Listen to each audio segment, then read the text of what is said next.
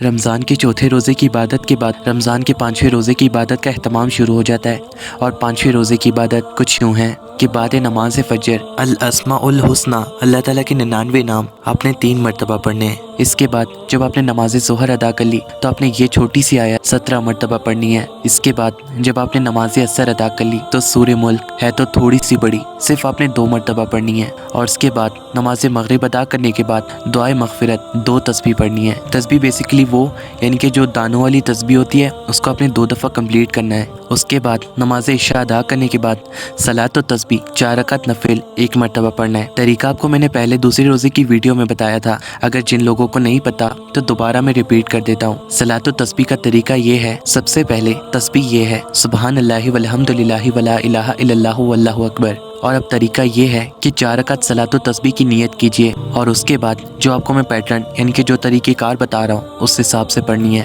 ثنا کے بعد تسبیحات 15 مرتبہ، فاتحہ اور سورت کے بعد 10 مرتبہ، رکوع کی تسبیحات کے بعد 10 مرتبہ، رکوع سے اٹھ کر تسبیح اور تحمید کے بعد قوما میں 10 مرتبہ، پہلے سجدے کی تسبیحات کے بعد 10 مرتبہ، جلسہ یعنی دونوں سجدوں کے درمیان 10 مرتبہ، دوسرے سجدے کی تسبیحات کے بعد 10 مرتبہ، دوسری رکعت میں فاتحہ سے پہلے 15 مرتبہ، قرات یعنی سورت کے بعد 10 مرتبہ، رکوع میں تسبیحات کے بعد 10 مرتبہ، قوما میں رکوع کے بعد کھڑے ہو کر 10 مرتبہ، دونوں سجدوں میں 10 مرتبہ، سجدوں کے درمیانی جلسے میں 10 مرتبہ۔ اسی طرح تیسری اور چوتھی رکعت پڑھیں، ہر رکعت میں 75 مرتبہ اور تمام رکعتوں میں 300 مرتبہ پڑھیں، اور غلطی سے آپ کہیں پڑھنا بھول جاتے ہیں تو اس سے اگلی دفعہ آپ نے اگلے رکن میں اپنی گنتی پوری کر لینی ہے۔ یہ ہے صلاۃ و تسبیح کا طریقہ۔ آپ کو جو میں نے 10 اور 15 مرتبہ بیچ میں بتایا ہے اس میں آپ نے یہ تسبیح پڑھنی ہے کہ سبحان اللہ والحمد للہ ولا الہ الا اللہ واللہ اکبر۔ یہ بیسیکلی تیسرا کلمہ ہے، اور یہ تیسرے کلمے کی صرف ہاف لائن ہے، اور تیسرا کلمہ تو سب کو یاد ہوتا ہے۔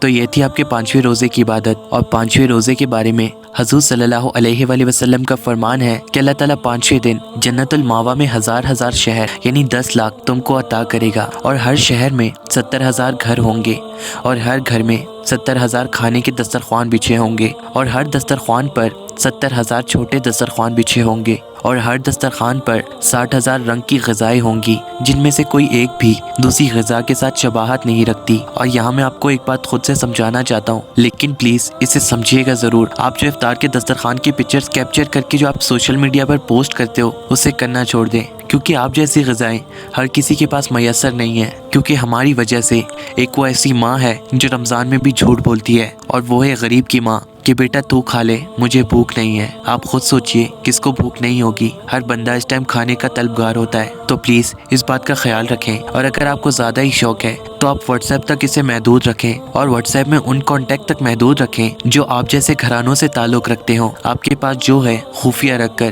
اللہ تعالیٰ کا اس پر شکر ادا کریں۔ جزاک اللہ، یہ میسج سب تک ضرور پھیلائیے گا، کیا پتہ کوئی اللہ کا بندہ کسی کی مدد بھی کر دے۔ جزاک اللہ۔ رمضان کے 5ویں روزے کی دعا کے ساتھ اختتام کرتے ہیں کہ اے اللہ، آج کے دن مجھے بخشش مانگنے والوں میں سے قرار دے، آج کے دن مجھے اپنے نیکوکار عبادت گزار بندوں میں سے قرار دے، اور آج کے دن مجھے اپنی نزدیکی دوستوں میں سے قرار دے، اپنی محبت سے اے سب سے زیادہ رحم کرنے والے۔